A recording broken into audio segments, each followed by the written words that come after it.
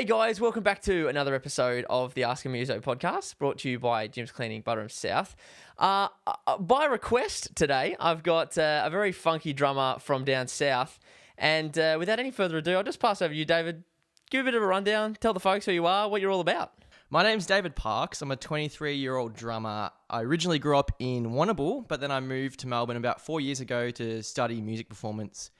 And now I'm here. So that is me. I do a lot of Instagram videos, and I play in a band called Wallet Inspector, which is sort of like some tech death kind of stuff. So yeah, it's pretty fun. Oh, and I also, random as, I play in a Jewish wedding band, of all things. Okay, well, I don't think I can speak for everyone who's watching right now and say that's where we're starting. So tell me everything I need to know about that. How'd that start?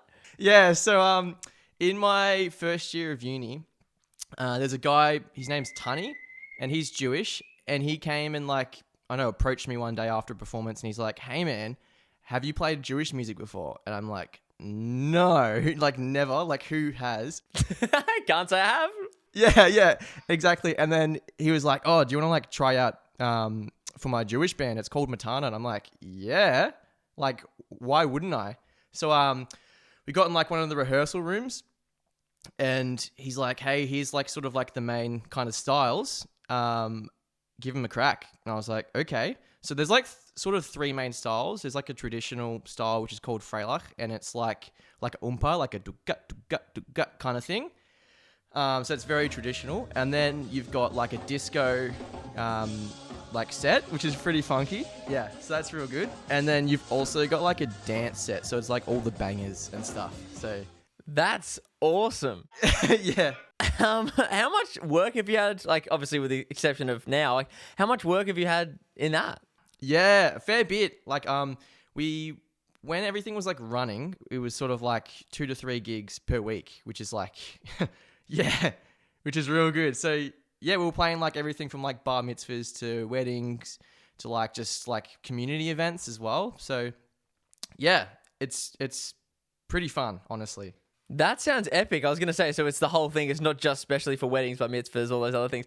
That's super fun. That's so unexpected. I love that. Yeah, I know. Yeah, I have the ultimate sort of contrast of bands that I'm in, a metal thing, and then a Jewish wedding band out of nowhere. So yeah, absolutely out of nowhere. Well, was drums out of nowhere for you to start with? Has it always been drums in your life, or you just grow up in a musical family, or? Yeah, my family wasn't musical at all, but when I was about say 8 or 9, I remember, this is how I remember getting into drums. I saw Travis Barker on TV, and I was like, holy shit, he's cool.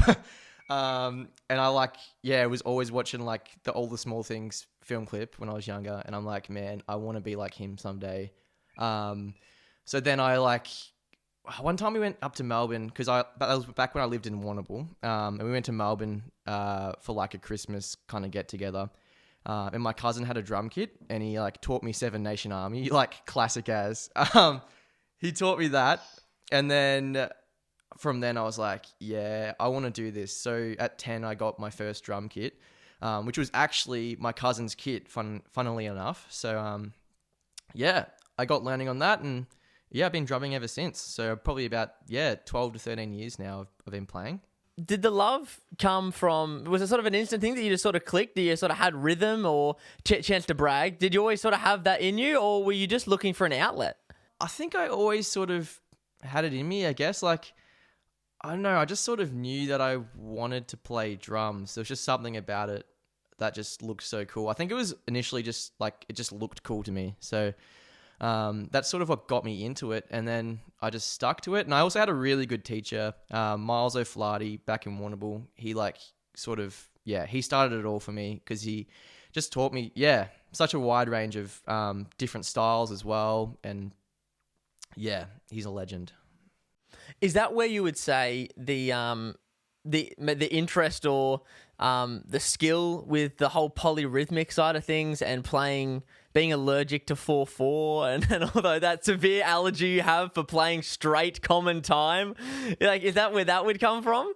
Yeah, partially. I think during high school, I had a friend, his name's Jaden Galbraith. He sort of, when I was like he was a couple years older than me, and I think in like about year 10 or year 9 or something, he's like, dude, you should check out this band, Animals as Leaders. You're going to love it.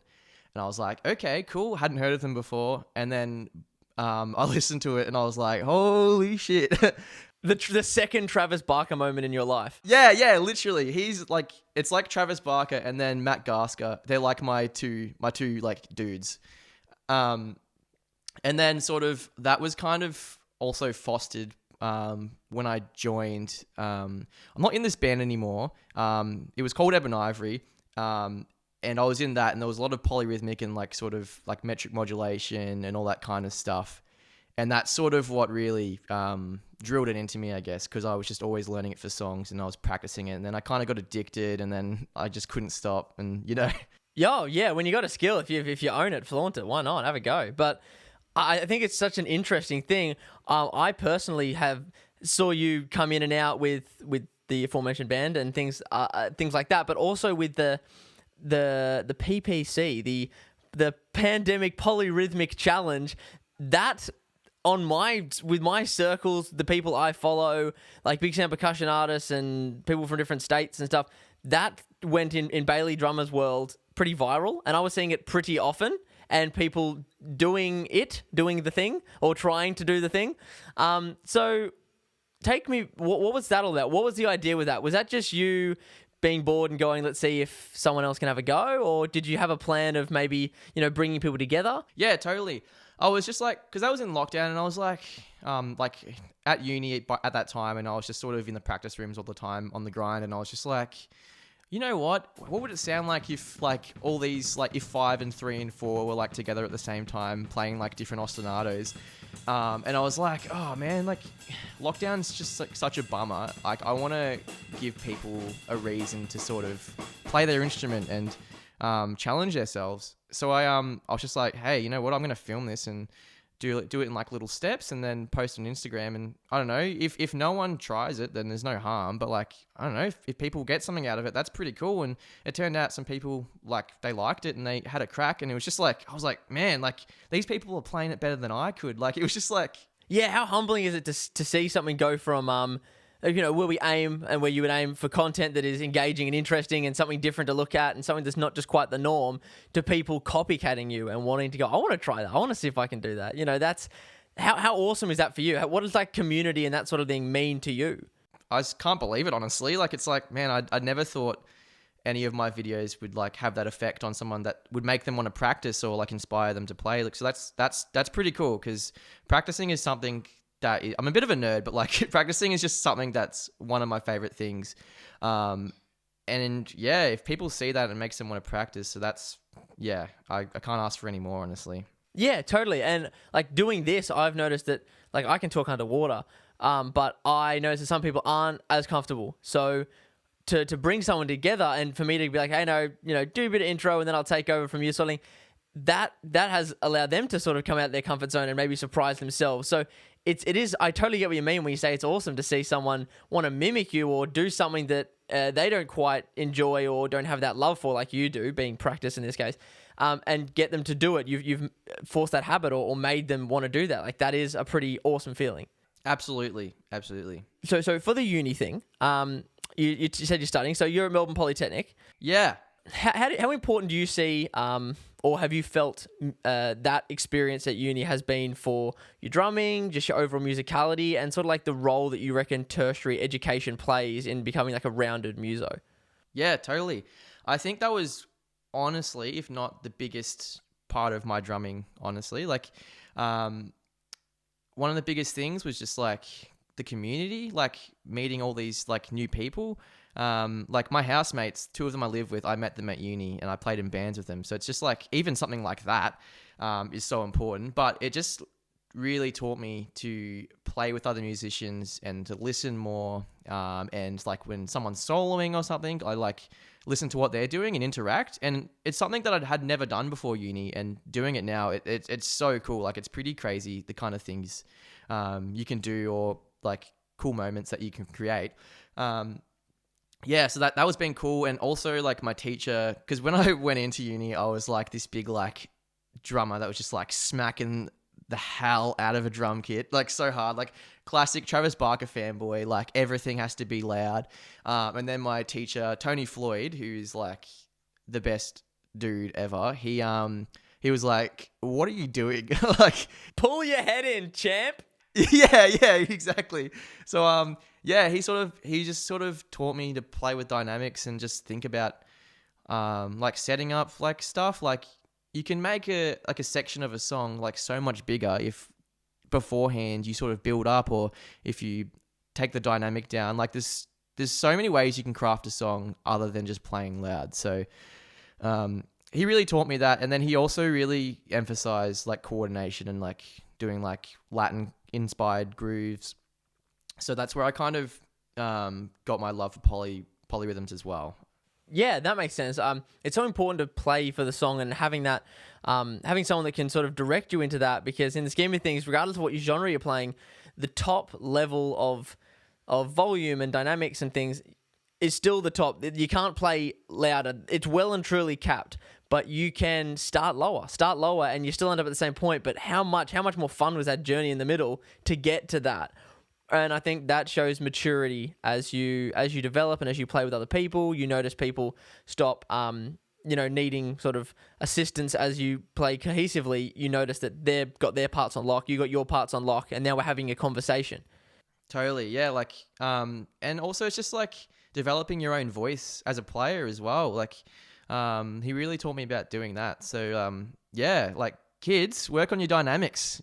Yes, well, firstly, everyone's going to love you more because if you play drums and you're playing softly, it's a much more fastidious way to meet your neighbours than with a door knock. But I can honestly say, being in Queensland 2 years straight, no noise complaints. It's a bit of a flex I throw around occasionally.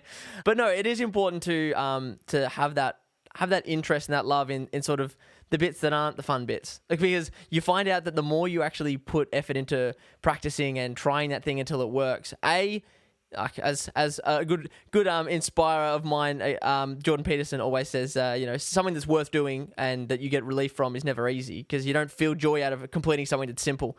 So you see that growth, and you most often enjoy the fact that it's the more difficult task, and you'll find yourself going back to it because it brings you more joy because it is more difficult. Yeah, oh, totally, man. Like, and it also like sort of makes you grow in terms of because like you're gonna have times where you hate your instrument, and like having these challenges is gonna make you hate the instrument. So yeah, just being able to deal with it and like learning to bounce back, it's just gonna make you grow so much as a musician, but also like just as a human in general. Yeah. If you can't deal with, like, you really got to put into perspective on both sides. If you can't deal with the pushback of the fact that you just can't seem to get that rack tom to be tuned nicely, what does that say about you when it comes to other things? Like, that's just the drumming equivalent of spitting the dummy because your cereal box was not printed straight. Like, like I have OCD as much as the next bloke, but, at the same time, fair's fair. Like, it does reflect on you. Like, how can you deal with, especially now in these lockdown situations, how can you deal with sitting down and maybe not seeing progress, or in the most case, especially with comedians that I know and stuff like that, no one claps or laughs in your face when you make a joke. How do you know you're doing it right? How do you know that when you do that fill and you think it sounds pretty good and the video was all right, how do you know it's going to crank? Because no one's going to clap because there's no one there. Exactly. Yeah, I totally agree, man, for sure. Tell me about Wallet Inspector. So the band, the current project, go from there. Where are we at with that? That all started in my second year of uni. There's a guy, his name's Matt Pocock. He has had this project called Wallet Inspector. It started like as a solo project, and he's had it for ages. He's had it for so long. And yeah, he wrote all this like heavy music, and he like programmed all the drums and everything. And then he started the course in second year. And he's like, oh, man, I would love to play a Wallet Inspector song for, like, one of my performances. So he got me and my housemate Damien, who's also in the band. He got us both to, like, learn one of the Wallet Inspector's songs. And it was, like, I was like, this is so hard. But, like, it was so fun. And I was just like, man, this music is, like, so cool. This is exactly what I want to play. Like, it's just everything that's interesting me at the moment. So we played that and everything, and then by the end, Matt was sort of like, man, it was cool to play those songs with like real humans. Do you want to like make this a thing and join my band. And Damien and I were like, hell yeah. So, yeah, pretty much since then, it's been a thing. So, like Matt's, yeah, he's an absolute legend. He's so talented. And like, he lets us like write our own parts, and like we can write our own sections. Like, since it was a solo project, he sort of wrote most of the music, but it's like just cool that he's willing to share it with us, and he trusts us to sort of compose and create our own parts. And yeah, so that's been like really fun. So we got the chance to play our first shows back in May, I believe.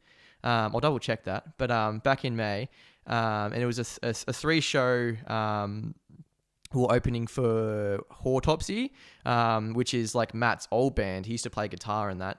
And we played at the Bendigo Hotel, and all 3 shows were sold out, and we were like, damn, that's pretty cool to play like our 3 first shows like sold out.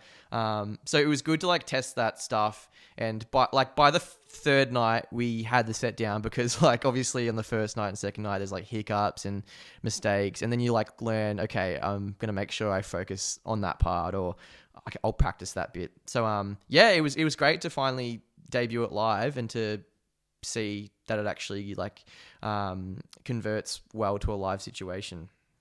Yeah. See that it actually lands in a room, especially in a room that was sold out. Like, it is definitely something to even if it's not necessarily 100% your product. Like, obviously you said you've been able to write the parts, and that's been awesome as well. But to just see a project that someone's baby, you know, I feel like for me in most cases with the Carlu project and the Total Radio Silence project, I definitely bring something of my own to it that I want to produce, but you know, it's Will's baby and it's Kari's song, so it's a different sort of thing. And to see that come to fruition, it makes you feel pretty stoked to be a part of that. Yeah, of course. Yeah, it's honestly an honor. It's pretty special. Yeah. So is it just the 3 of you, just a 3-piece? It's the 3 of us. So me, Matt Pocock, Damien Dixon, my housemate, and also Sam Wright. He plays guitar as well, and he is a shredder. Like, man, his fingers, dude, so fast. It's crazy. Yeah, absolutely. He's just always doing that. Like, yeah. So yeah, us 4. So Matt's been friends with him for ages, for whoever knows how long. And yeah, we just practice regularly. We obviously can't right now because Melbourne's kind of a bit buggered at the moment. But what can you do? We've just been like really focusing on writing music, because we use Guitar Pro, so we can sort of just like send our ideas to each other. So at the moment we're sort of planning to get all the songs ready, and then go into the studio and record everything, and we'll be doing live drums, which will be cool. That is cool. That's very exciting. That's awesome. So what are you doing to, like you said, you're doing the writing stuff out. What are you doing to keep things interesting? Keep things, you know, because obviously you're with 50% of a good 25% of the band. Together you make 50% of the band, so you can bounce ideas off each other in real time. But like, what are you guys doing to actually sort of keep cohesive and keep interesting? Honestly, because he's got all these songs, pre-written. So what we're doing is we're like, just like trying to put our own spin on it, because he had much of a pretty heavy, just like kind of metal sort of approach to it, whereas Damien and we're pretty like jazzy and proggy. So what we've done is we've kind of, I don't know, like for example, he's got like a riff that he's written, and then I'm like, what would it sound like if I put 5s over that? And then since Matt's had this stuff for so long, he hears it and he's like, whoa, I've never heard my music like that. So it keeps it interesting for him, and it keeps it interesting for us, because we're always challenging ourselves, because this stuff's like hard to play. But then there's also the balance of making sure it's still musical, and that it's like, yeah, still listenable, because like you don't want it to be just like super niche. Yeah. You still want it to be something that you could potentially play at a bar mitzvah or something.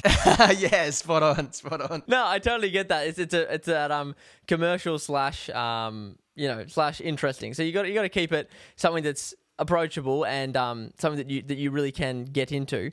But yeah, put in your own spin and the things that you keep finding are enjoying to you, and all the bits that keep it interesting, because it's definitely a unique sound to have something that's not straight down the line, or that's not just put me into the metalcore or the metal genre box and things like that. You're able to bring little bits from everywhere and really create a full package. And I know what it's like writing my own music, and even just working with Monty and how we create our songs. I hear things a certain way, and I don't know how to unhear it until he plays something else, because I've just always heard it that way in my head. Oh, that's so true. Yeah.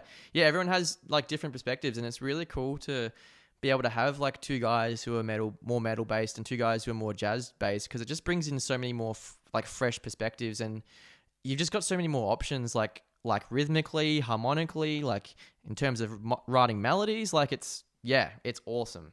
Yeah, totally.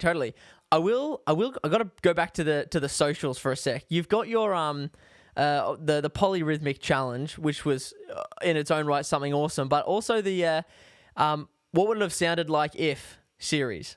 I did like that. I've noted a couple of those and gone through and like everyone bites another one bites the dust, but you've got like, you know, it's one half a bar out or something. Like, yes, it did give me an aneurysm to watch the video, but I enjoyed it for what it was. Where was the interest in that? Was that just you just came up with ideas? How did you sort of come up with all the different ideas to create that every time for a different song, something different? Yeah, so that all started in lockdown, obviously, as well. And I was like practicing at uni one day, and I was like, hey, I haven't like played to just songs in general in ages. And what I did was I got up like a YouTube playlist of drumless tracks, because I just kind of wanted to shed a bit and like kind of let loose. And then like the first track that came up was Everybody Wants to Rule the World. And then I was just mucking around with that, like just shuffling and stuff. And then I don't know, it just sort of happened. I just kind of, I don't know, just grouped it differently. And I was like, hang on a second, this is like kind of cool. Like the way the chord progression lines up with like a kick pattern is like really cool. And then there was like a couple other songs in the playlist that I just like sort of did the same thing too. And then I was like, man, this could be like a thing. Like, I don't know, make a series. Like, what if the songs sound like this? So then I just filmed a couple, and I posted them to Instagram just to see like if people liked them or anything. And yeah, I was like super surprised. People kind of got around it, and I was like, oh man, this is cool. Like, and it was just cool because it could I just like with like this metric modulation or like displacement. I just love how you can really like just flip the way people hear a song, because it's honestly like being in an alternate dimension. Like you hear the song one way, and then you hear it like modulated, and you're like, whoa, this is just like a new song. Like it's pretty cool. And yeah, so I don't know, people seem to respond well to it, so I was like, oh, I'll just keep doing different songs and try new things. And yeah, I did about 20 of them. And it obviously started getting hard towards the end to sort of find songs to do and also keep it fresh, because I didn't want to just do the same thing over and over again, because there's only so many times you can just do like a 3 over the song. Yeah, so I've actually got one coming though, because I've had a bit of a hiatus from Instagram for a bit, because I just needed a break because I was a bit burnt out. For sure. And social media can do that. It just sort of, even if it's something that you're getting a lot of positive feedback from or anything, it's a task and it's screen time and it's all the nasty habits that they say you shouldn't get too invested in. Yeah, exactly. So I was just like, oh man, it was kind of unintentional the way I did it, but I just sort of stopped recording videos. It also kind of happened because when I was recording videos, I was doing it at my parents' house, because lockdown last year, I moved back to Warrnambool. I was actually going there for a holiday, and then lockdown happened, and I was like, oh, well, looks like I'm staying in Warrnambool. So most of the year I was in Warrnambool last year. But it meant I could record the drums and stuff and set up in the lounge room. But now that I'm back in Melbourne, it's such a quiet neighborhood that I can't do that. But it's only until very recently that I've found a place where I can record videos. So actually yesterday, I recorded a couple of Instagram clips, and I did what if the song sounded like this for a Queen song. So that should be fun. Awesome. Well, that's exciting. It's nice when you find a space and where you can feel free to be creative, even if it's still not 100% level like you would at uni or whatever, but it's still somewhere you can do your thing and properly show your craft. Yeah. Oh, totally. And I just feel a lot more refreshed now that I've had this break. It's kind of let me sort of set some new goals and really sort of figure out where I want to go with my playing next. Where do you want to go with your playing next? Is that something that you've come up with an answer? You've been thinking about it, but is there an answer? Kinda. Like, I know that recently I'd gotten to doing a bit more. I've posted a couple of like transcription videos. Transcribing like drum parts is something that I just have really enjoyed doing. I find it's where I've honestly, a lot of my learning has probably come from that. Like, not even behind the kit, just like transcribing like my favorite drummers. I've just learnt so much from that. So I've just really loved being able to transcribe. I just pick a song that I think is cool. I pick a song, and then I transcribe it, and then I've got the challenge of trying to learn it as well, which is cool. So I get something out of it in terms of a playing level. So I recorded one of those yesterday as well, and I don't know, I want to pursue that more, and like also it'd be cool if like I could kind of get into like transcribing stuff as a service for people. Like, people can like come to me and be like, hey, there's this part in a Pliny song, can you transcribe it for me? And I'll be like, yeah. And because I just love doing it. So if people want their stuff transcribed, hit me up. Yeah, awesome. Well, where can the people hit you up? Where can the people find you? Honestly, think the best place is Instagram. I'm sure my handle's on the screen right now, just appearing magically. Gee whiz, he's good. It's all smoke and mirrors here at Baileydrummer Incorporated. It's all smoke and mirrors. Yeah, so I think on there, like, yeah, if you ever have anything, if you even want your own drum parts transcribed or something, send me a message and we'll figure something out. Beautiful. Sounds awesome. So where can everyone find the band, and when things open up, where you'll be doing your stuff? My band is Wallet Inspector. We're on Facebook, we're on Instagram, and you can also find us on Spotify. Our previous EP's on there. It was before me and Damien joined the band, so it's like programmed drums, and it doesn't really have any of our stuff that we've added to it. But in the new album, there's going to be those songs as well, and they'll be sort of rewritten and reworked, so they're going to sound a bit different. So that's all there. And in terms of just me, honestly, Instagram's my main kind of deal. I don't have a Facebook page or anything, and I don't really do much on YouTube. But I don't know, I like to keep it simple. So yeah, direct all the eyes to the one place. That's what I've done with this. It's easier when you sort of only have one form of traffic. Absolutely. Beautiful. Well, I really appreciate you having a chat with me. It was bloody awesome to pick your brain, and we really kicked off early with something that I was never going to have guessed about. I know, right? No amount of note-taking could have prepared me for your bar mitzvahs and your Jewish wedding. So best of luck to you with that, and hopefully when you can start having crowds at weddings and stuff, you can be the hired entertainment, because that sounds like a bloody ripper deal. Definitely. Thanks, man. Appreciate it. Beautiful. Well, that's another episode of the Ask a Muso podcast. We all had a good laugh, and it was awesome to chat with David about all the things he's got going on, and how important sort of education and educating yourself is in music. But as we said, one place, it's much easier to find things. So YouTube's the place you're going to find these. 9 a.m. every Tuesday. Hit the bell and the subscribe button, because as Dave clearly pointed out, it's all smoke and mirrors, and there'll be something floating around my head now. So until next week, I'll see you later.